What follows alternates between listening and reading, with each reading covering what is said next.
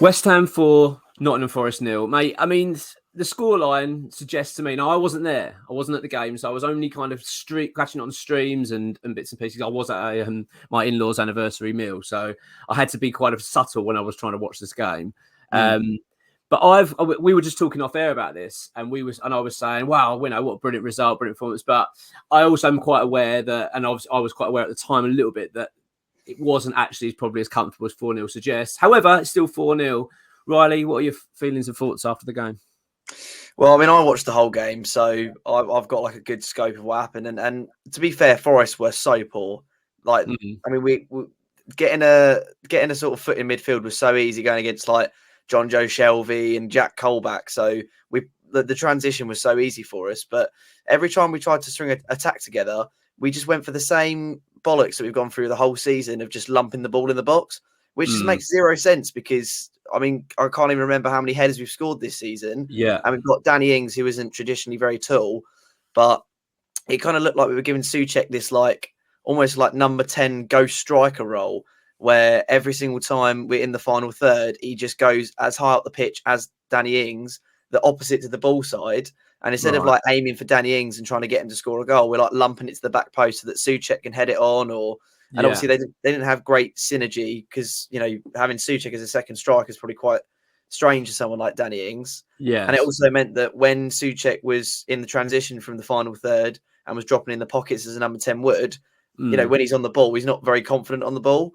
So we did really struggle to get something going. And then all of a sudden we started playing the ball on the floor and it hit like the 70-minute mark.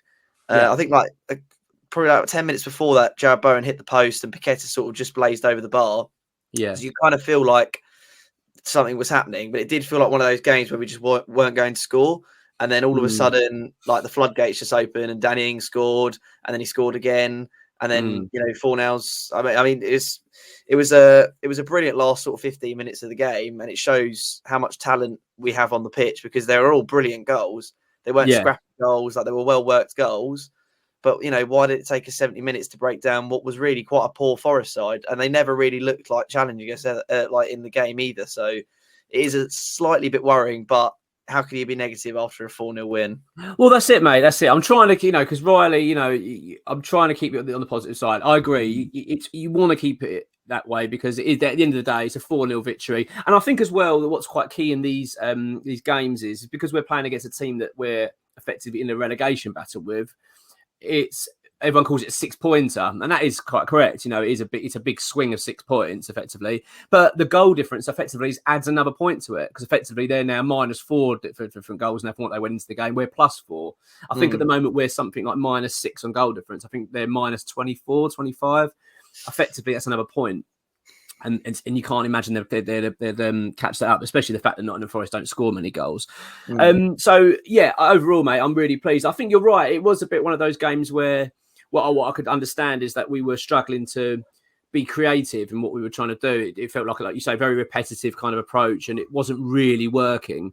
Although I do think that, was it Danny Ings came close, I think, first half of a header, which I arguably should have scored. But what I was really impressed with was the fact that we've got those players that you sort of touched on there, the likes of Bowen, Ings, I'd say Paqueta, Rice, all these players actually stepping up and showcasing their qualities at last, because that's something we've really lacked this season. We've got all these sort of good, we know, very talented individuals on the pitch, but you rarely see it. You rarely sort of get to see the brilliance of them. I mean, Paqueta, I understand, you know, a little bit of leniency with him because he's come into the league and got into a new team and all these kind of things. But you look at the likes of Bowen this season, it's been quite flat overall.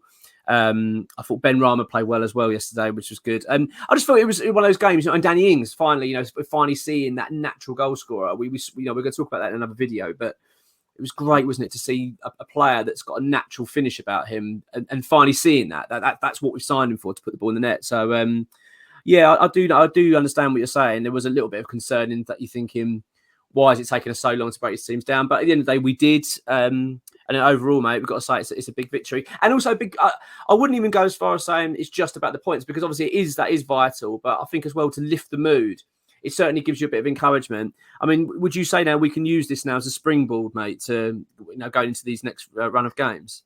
Oh, I mean, I don't see why not. I mean, I remember the season where we were very close to getting relegated, and we played Bournemouth. We beat them 4-0, and that was kind of the springboard for our season turning around a little bit. Mm. The only dilemma for me now is that Moyes kind of adopted the sort of five at the back system, and it seemed like he was going to go with that for the rest of the season to see us out. And then yesterday he kind of went with like a 4-2-3-1 or a 4-3-3.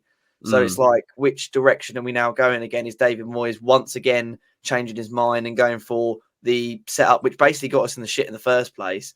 So that is what does worry me, is that I still don't think he knows his best team and how he wants to play. One bad result against Spurs has made him have a complete U-turn and play a completely different side. I mean, I know it wasn't a great result, but prior to that, we got a point against Chelsea. We got a point against Newcastle.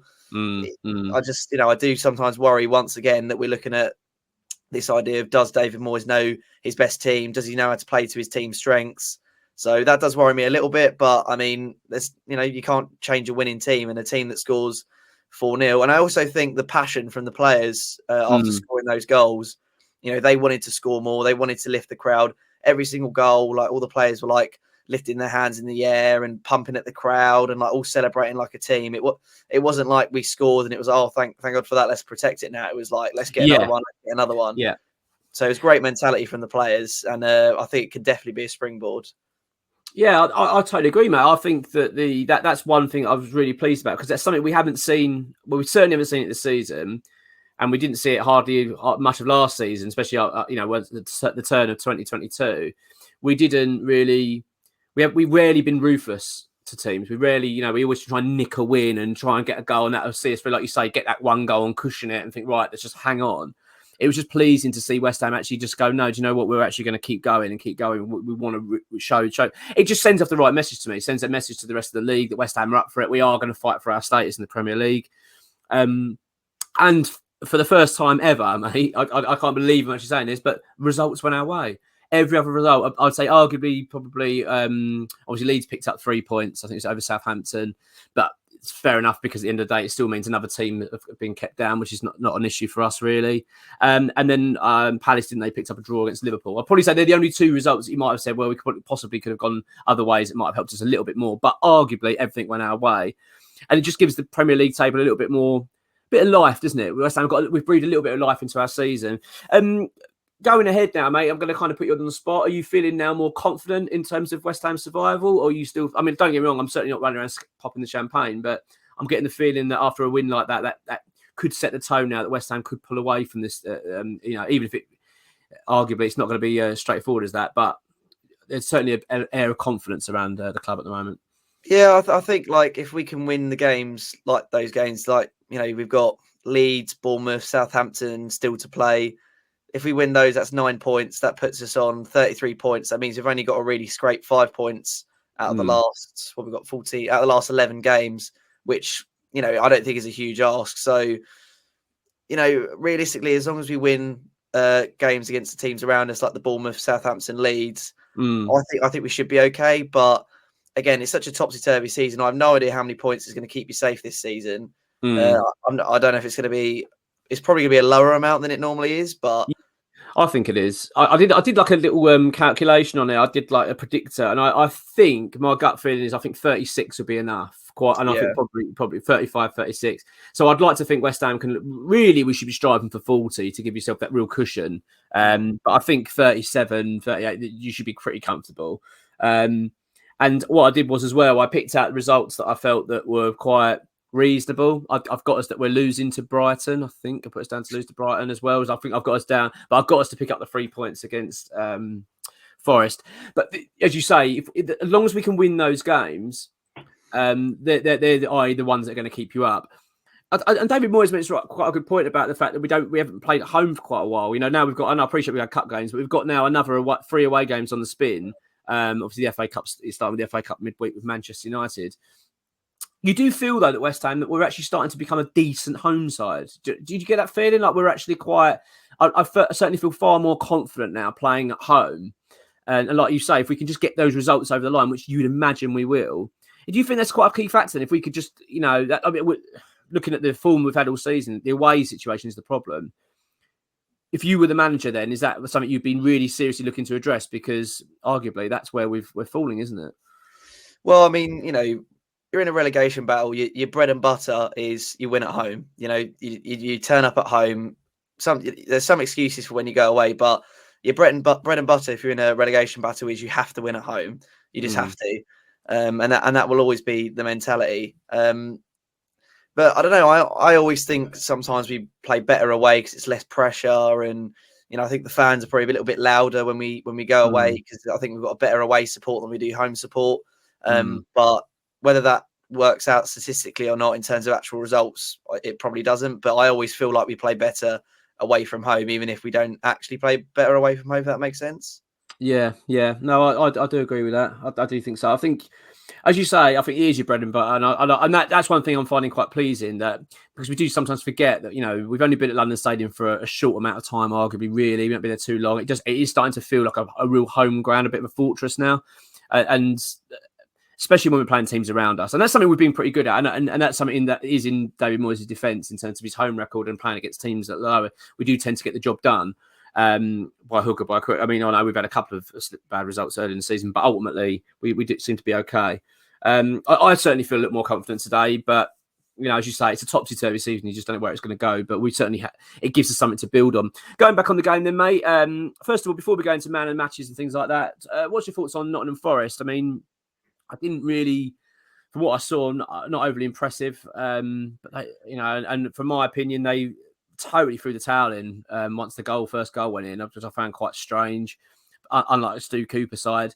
Well, I thought they were building up to this game looking quite good. I thought that, I know they've had a lot of injuries, to be fair to them, but I thought the momentum was pretty much with them. I was actually quite anxious going to this game. And then when we were getting to the 50, 60 minute marks and not scoring, it was 0-0. I'm thinking this could really go against us here. But yeah, I was quite unimpressed really with the way that they collapsed. I thought, bloody hell, that's not a good sign for if I was not a Nottingham Forest fan, I'd certainly be worried. What was your thoughts on the visitors?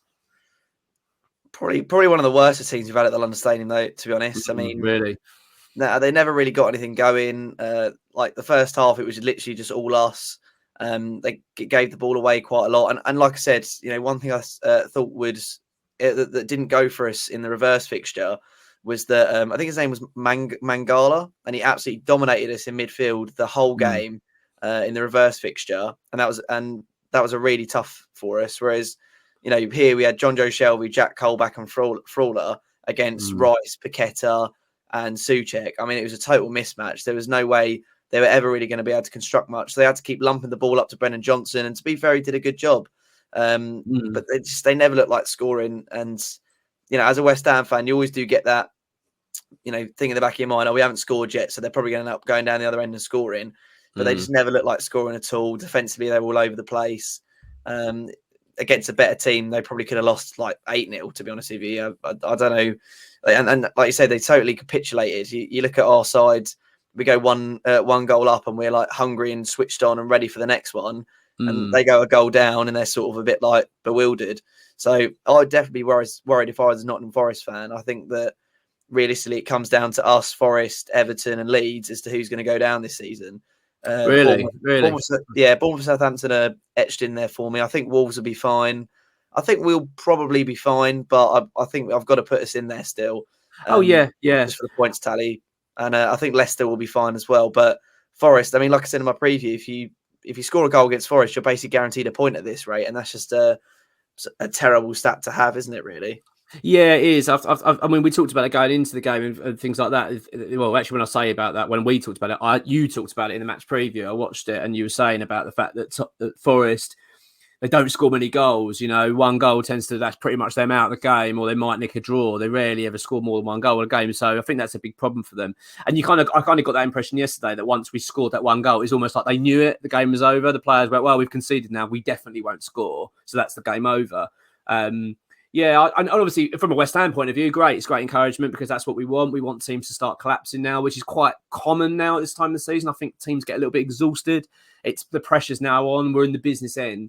And you'd hope to think that West Ham have got enough quality, experience in our manager, experience around the club to kind of handle it and go, right, we know, like you've just said, we can see the fixtures coming up. We can see the certain games we know we must win.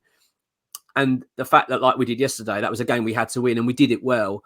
I appreciate, it's like we touched on, it wasn't, a cruise throughout, but, once that first goal went in, it was never really ever in doubt.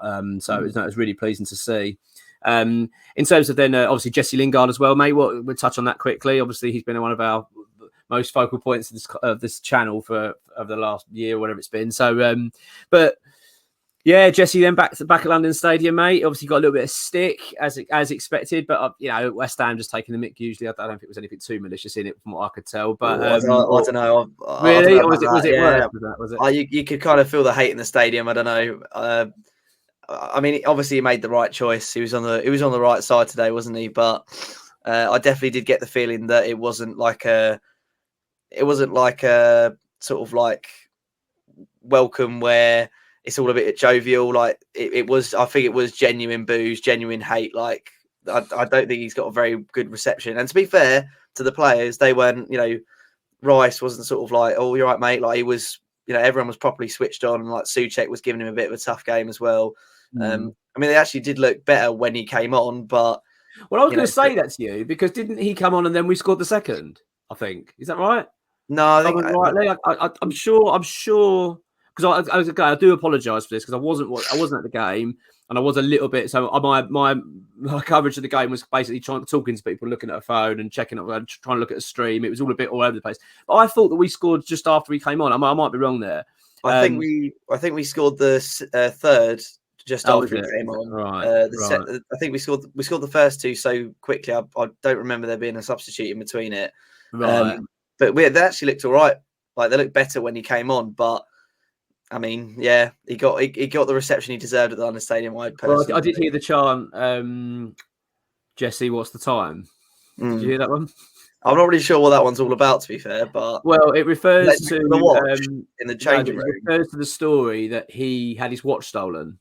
And the club wanted, and he when he was negotiating possibly coming back to West Ham, I think that was one of the key things. I think it was a quite expensive watch, 50 grand, whatever. And I think he was then saying, "Well, I want you to buy me a watch as a get." And the club went, "Well, no." So I think that was one of the reasons. So I thought that was quite funny. Yeah, I mean, at the end of the day, he's made his bed line. He's lying now, and that's the end of the day. As far as I'm concerned, that chapter's gone. He'll be a West Ham player next season. It's fine. Do you know what? I don't fucking cope with another summer talking about Jesse Lingard. I really can't. I had to actually say, I actually do think it probably would have been a slightly different season if he'd signed. I know it sounds, people might say I don't be ridiculous. I do. I think he was a key target for Moyes. I think he would have made a big difference. I think he based a lot of having Jesse Lingard on that team. I think having him suddenly not appear at the club was a bit of a shock to the system, and we had to change our plans. I'm not saying that's the main reason, but I do think that was one of the key reasons. So from West Ham point of view, of course, it's always nice to get one over on anybody, but always a little bit satisfying against a player that effectively rejected coming back to us. West Ham, then, mate. I mean, as I say, I'm going to have to take this some sort of like claret and blue tinted glasses because I'm going by what I've seen in Match of the Days and highlights and all that kind of stuff and what I've read and all these things. But I actually think overall, I thought some very good performers. I thought Lucas Paqueta played very well. I thought he looked arguably probably his best game for us so far. I was impressed with Jared Bowen. I thought played well. Danny Ings, of course, was obviously going to get the headlines from scoring 2 goals. Man of the match for me, though, I'll probably say Declan Rice. I thought he was just excellent again. But obviously, you will know a bit more than me. So what you're saying for your man of the match yesterday? Yeah, it's tough. I mean, you score 2 goals, you don't get man of the match. It's a little bit harsh, isn't it? But me and Danny are all right. I was so impressed with Saïd Benrahma, to be honest. I think again, it was just an absolutely amazing display from him. You could put Declan Rice in there as well. I think Ogbonna and Aged were absolute rocks, but they didn't really have too much to deal with. But again, Paqueta as well, he was kind of one of the orchestrators in the team. But I guess I just have to give it to Danny Ings simply just because he scored 2 goals. And I feel like if Antonio was up top, he wouldn't have scored those 2 goals. And therefore, he's sort of the game changer. But you could give that man of the match award to most people on the pitch, to be honest with you. Yeah.